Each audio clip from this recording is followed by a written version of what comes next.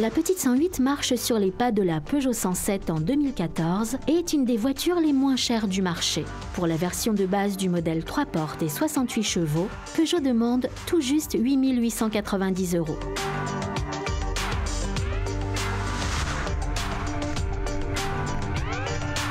Ce prix très compétitif est rendu possible car la 108 partage la même technologie que deux autres petites voitures, la Toyota Aygo et la Citroën C1, qui sont techniquement identiques sous la carrosserie.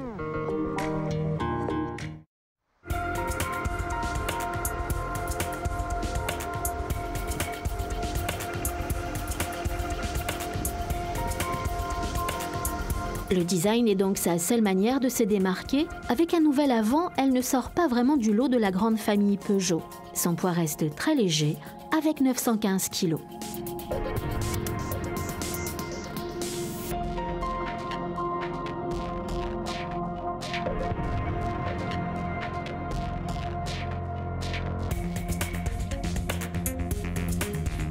À l'arrière, la petite française en rajoute 69 chevaux, mais un petit diffuseur tout de même.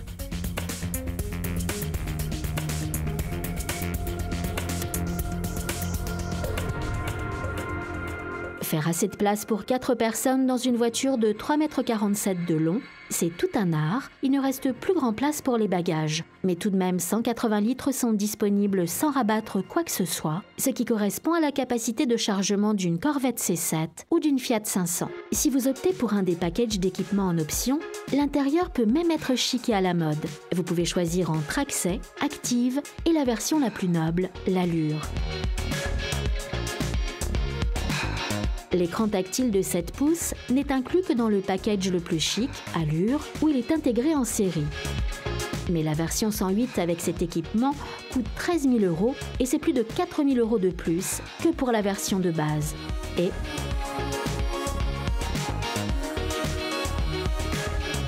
l'aspect a changé, la laque est partie et ça ne brille plus. Pas d'écran tactile.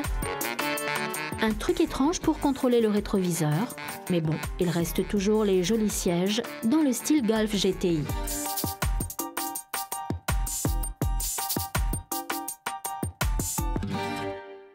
Les performances sont modestes, mais au moins la Peugeot reste abordable. La française demande 11 450 € pour le petit moteur 3 cylindres avec le système Start-Stop et 69 chevaux.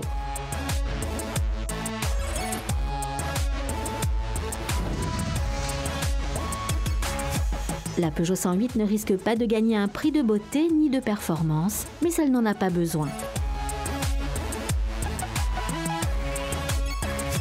C'est une solide petite citadine que l'on peut s'offrir pour moins de 10 000 € et vous pourrez prendre votre temps, 14 secondes 6, pour monter à 100.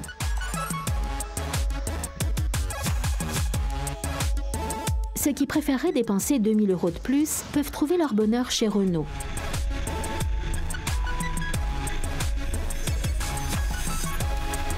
Car la Renault Twingo entre dans sa 3e génération et se rapproche de la Peugeot 108. Elle a été totalement redessinée et apporte un nouveau souffle au marché des citadines.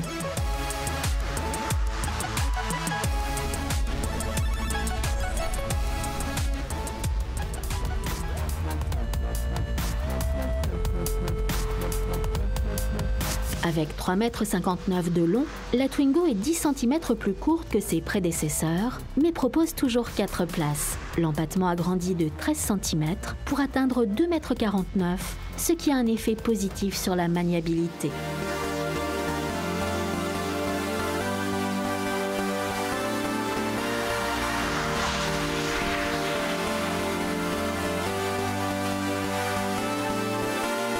Nous testons la Twingo Energy TCE de 90 chevaux. Elle tire également sa puissance d'un moteur 3 cylindres, mais également à un turbochargeur de 0,9 litres de cylindrée. C'est suffisant, on peut avoir jusqu'à 135 Nm de couple. Le sprint à 60 km/h s'effectue tout de même en plus de 10 secondes 8.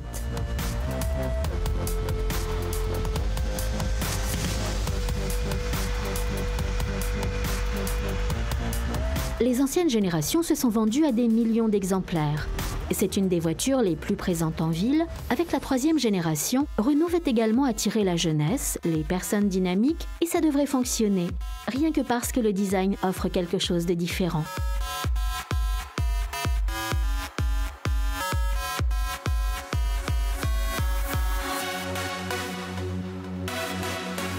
Renault a travaillé conjointement avec Smart pour le développement. Techniquement, la nouvelle Smart 4 et la Twingo sont quasi identiques. Le moteur, la transmission, les freins, la suspension, presque tout sauf les optiques, elles ont beaucoup en commun. Elles sont même fabriquées dans la même usine, dans la ville de Novo Mesto, en Slovénie. Ceci a permis une belle économie au niveau du développement. Et pourtant, la Twingo reste encore bien moins chère que la Smart. Elle est disponible à un peu moins de 10 000 €. Recommandé spécialement pour les amoureux de l'air frais, le toit rabattable pour 990 €. Avec le package look, l'intérieur devient coloré. Pour 100 € de plus, le schéma de couleur des panneaux peut être choisi sur catalogue. Le support de smartphone intégré au centre est très pratique pour utiliser son appareil comme GPS par exemple. Bien que Renault ait attaché une grande importance au visuel de l'intérieur, les designers n'ont pas oublié de trouver de la place pour les bagages et les sacs à main.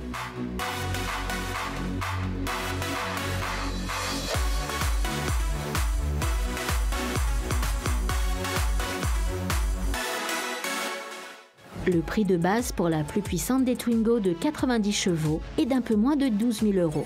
Avec le package luxe, la voiture de test passe à 13 590 €. Mais le meilleur reste à venir, car comme on l'attend d'une française, elle est vraiment différente.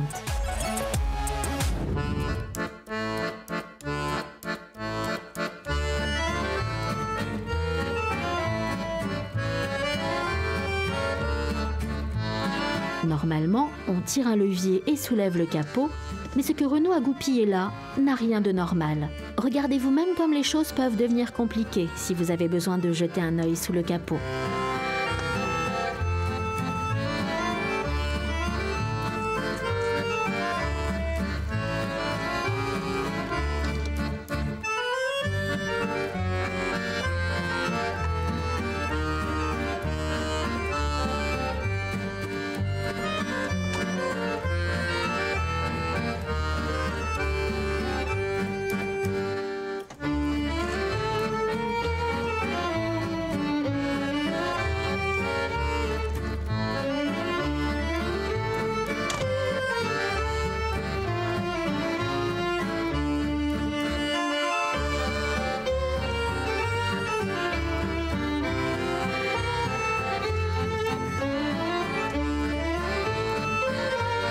Finalement, on y arrive, mais il n'y a pas de moteur là-dessous, juste la batterie et les réservoirs de liquide de refroidissement, de lave-glace et de liquide de frein. Pourquoi un accès aussi compliqué? On se le demande.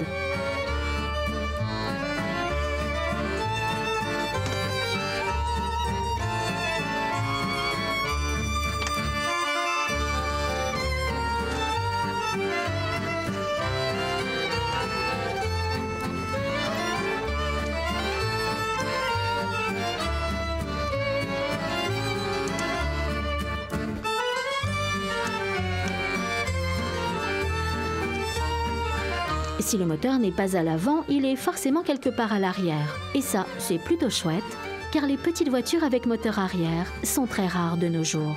6 vis plus tard, on trouve enfin le petit moteur turbo 900 cm3.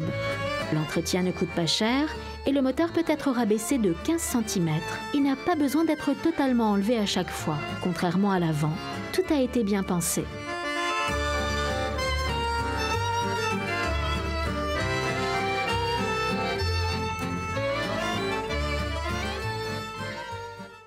Et maintenant, on passe aux choses sérieuses. Les deux citadines vont faire face à une tâche qui attend toutes les citadines au moins une fois dans leur vie.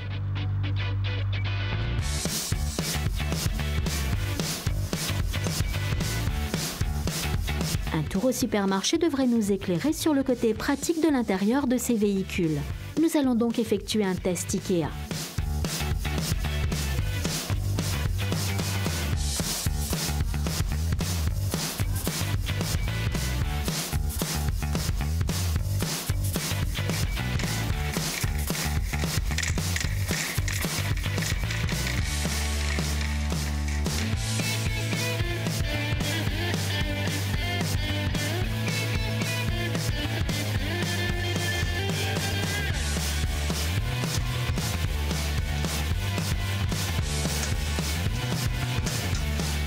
Nous allons voir si la micro-voiture peut encaisser un caddie typique d'IKEA.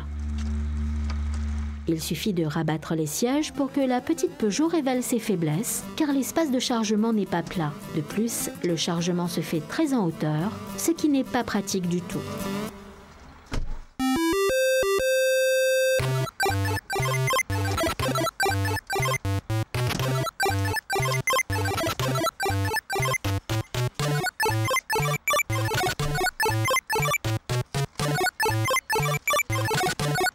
Après 4 minutes et 19 secondes, on ferme le coffre. Est-ce que la nouvelle Twingo peut mieux faire? Les ingénieurs ont bien travaillé. Les sièges arrière ainsi que le siège passager avant peuvent se rabattre facilement et totalement à plat. Le chargement?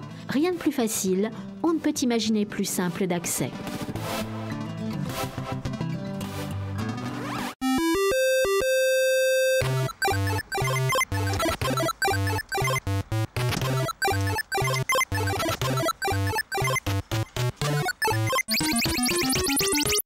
Bien que les deux aient avalé le chargement en entier, grâce à son agencement global, la Twingo sort clairement vainqueur. Et très important aussi pour les citadins, l'angle de braquage court. La Peugeot a un angle de braquage de 9,60 m, pas mal, mais ça pourrait être encore mieux. La Renault a un vrai avantage avec l'absence de moteur à l'avant, elle gagne en espace et en joue largement. L'angle de braquage est extrême, avec juste 8,60 m pour une rotation complète. C'est exceptionnel.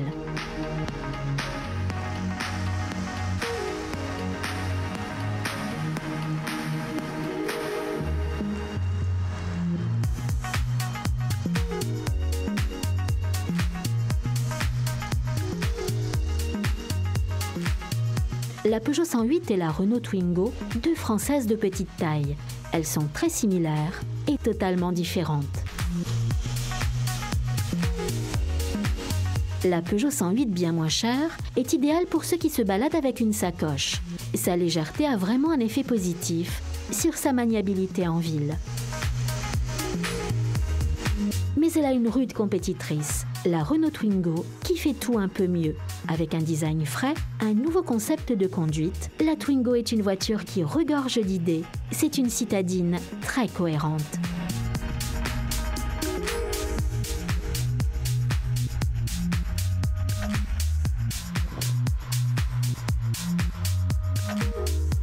Et elle remporte ce duel. Sa maniabilité et son intérieur bien pensé lui assurent la victoire.